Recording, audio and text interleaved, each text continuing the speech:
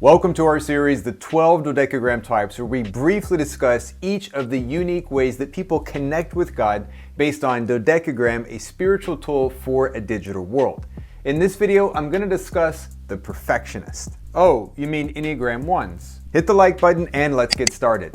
Perfectionists are disciplined, ethical, responsible, and sometimes judgmental. Well, Jesus did say to judge righteously, and I'm the most righteous person I know, so... The primary way that perfectionists connect with God is by trying to be morally perfect.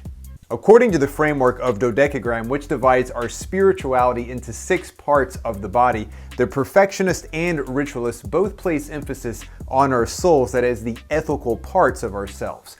But here is the difference. While the ritualist tries to please God by performing religious ceremonies, the perfectionist tries to please God by leading a morally perfect life. There's only one way to gain God's approval: become a priest. As you might imagine, perfectionists are natural rule followers and have a strong moral compass.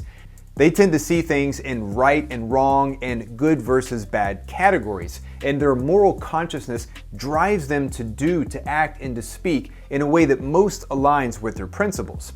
That's because perfectionists fear what might happen if they disobey their conscience and tend to hold both themselves and others to very high standards. Sally, you're really going to pour your cereal like that?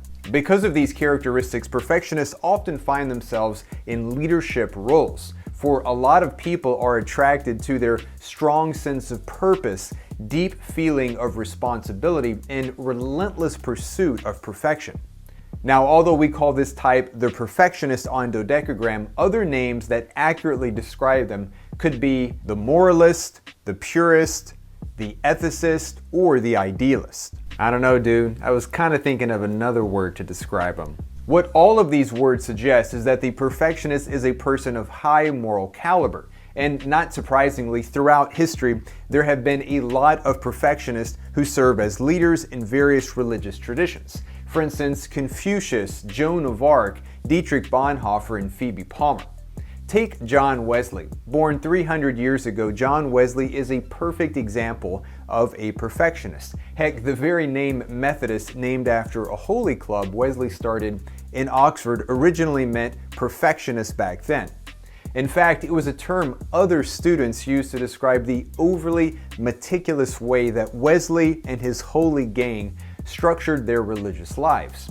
After all, Wesley was constantly adopting new spiritual practices to make himself favorable in God's sight. For instance, experimenting with food, visiting prisoners, denying himself basic necessities, and doing daily prayer and Bible reading. He not only famously organized people into societies, bands, and class meetings to promote holiness, but he also taught a controversial theology or doctrine called perfectionism. Dude, next time, be a little more subtle.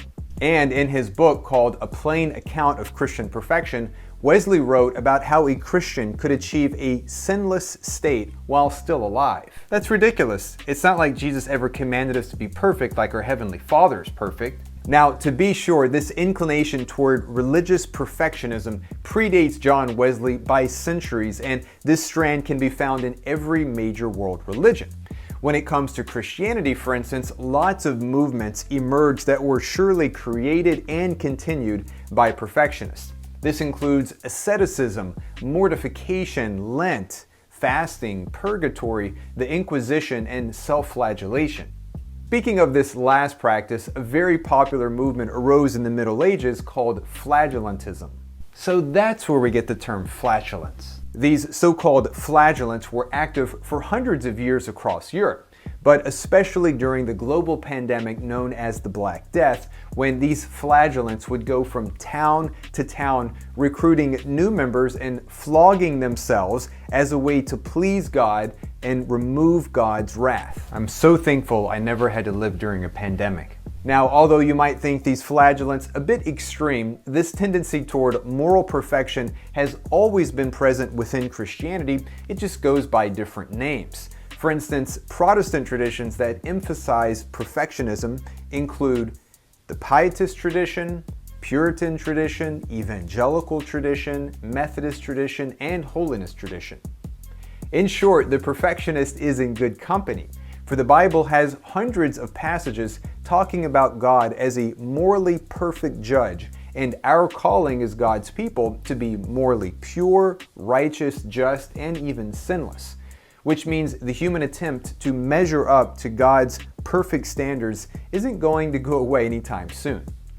In conclusion, if you like this video on The Perfectionist, hit the like button, subscribe to our channel, and don't forget to take our free quiz at Dodekagram.com. I'll see you in the next video in our series on the 12 Dodekagram types.